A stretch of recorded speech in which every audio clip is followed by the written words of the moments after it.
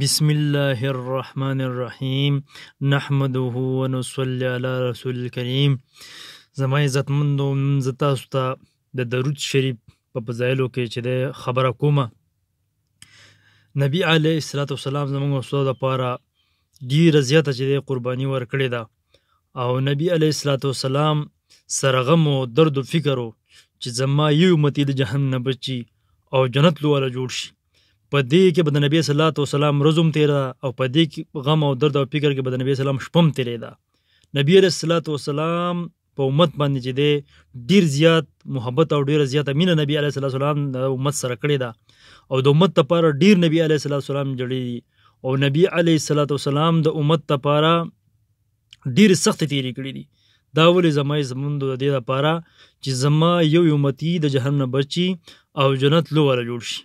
نو موږ او تاسو هم پکار ده چې نبی علیه الصلاة والسلام باندې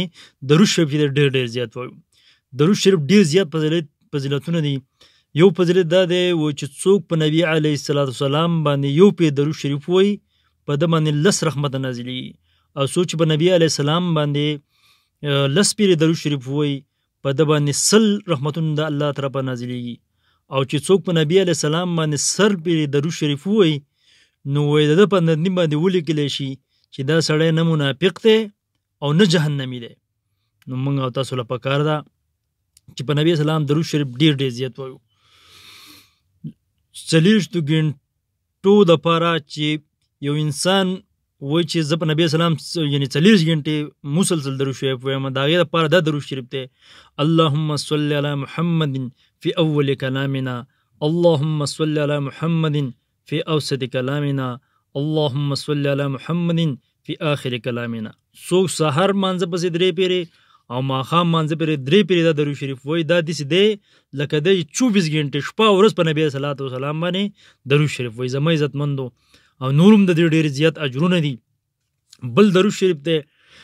دا درود شریف موږ خپله وظیفه جوړه کړو د ورځې هم د شپې هم د دې ډېر فضیلتونه دي. هغه درود شریف دا دی زما عزتمندو د هغې یعنې فضیلتونه دا دي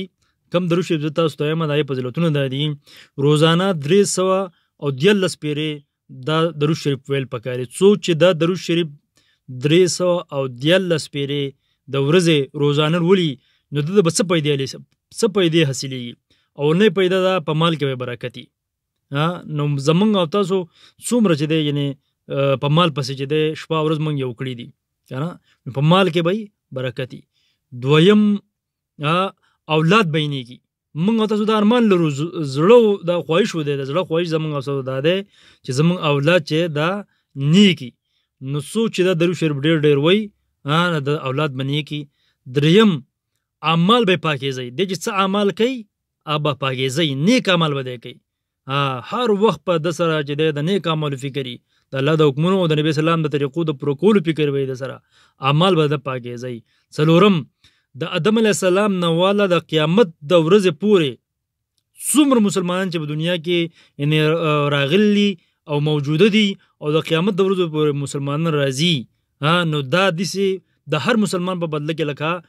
صدقه ثواب به درته میلاوي لکه دی چې په هر مسلمان باندې صدقه کوي او د کم وخت نه کوي د آدم علیه السلام نه والا د اوسه پورې څومره مسلمان په دنیا ته راغلي څومره مسلمان ژوندي دي او د قیامت ورځې پورې څومره مسلمان به راځي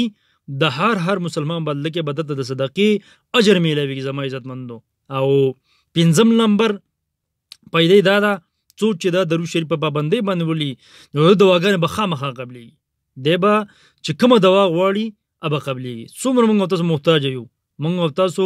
دا د زړه خواهش دی او ارمان دی چې زه کومه دوا کومه دی قبولوي نو هغه دا درود شریف ډېر وایي. زما عزتمندو درود شریف ته وایم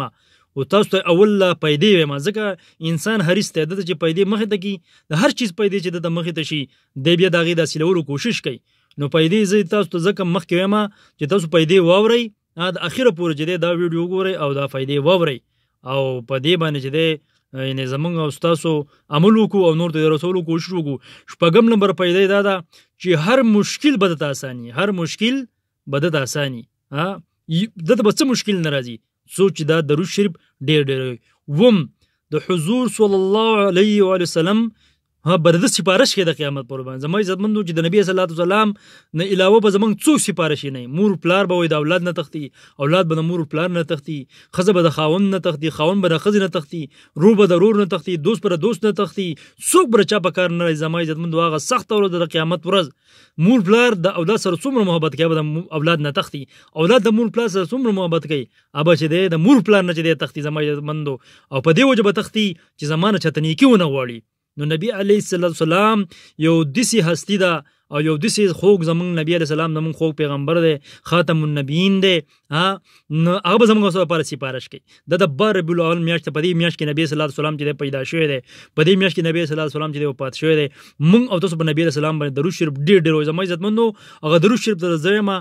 د الله د رضا لپاره عزت کوي واوریم خدا عزت کوي عمل په وګړو د نورو ته د رسولو کوشش وکړي ځکه نبی صلی الله علیه وسلم فرمایلی دي چې ها خلک تر تازه چې زما یو خبره واوري عمل په وګړو نور ته بیا رسي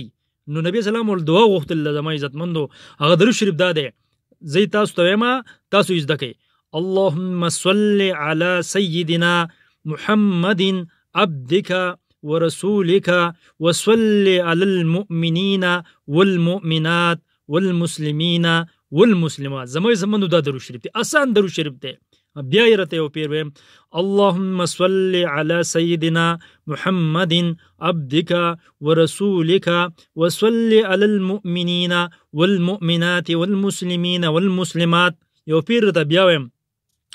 اللهم صل على سيدنا محمد عبدك ورسولك وصل على المؤمنين والمؤمنات والمسلمين والمسلمات آسان درود شریف د ما عزتمندو دا زده کوي عمل په وکړي او نور ټولو خلکو د رسولو کوشش وکړي موږ او تاسو به دین زده کوو په هغې به عمل کوو او نور ته به د رسولو کوشش کوو الله دې ما او تاسو له ټول مسلمانانو باندې دې باندې استعمال کول توفیق راکړي آمین برحمتک یا ارحم الراحمین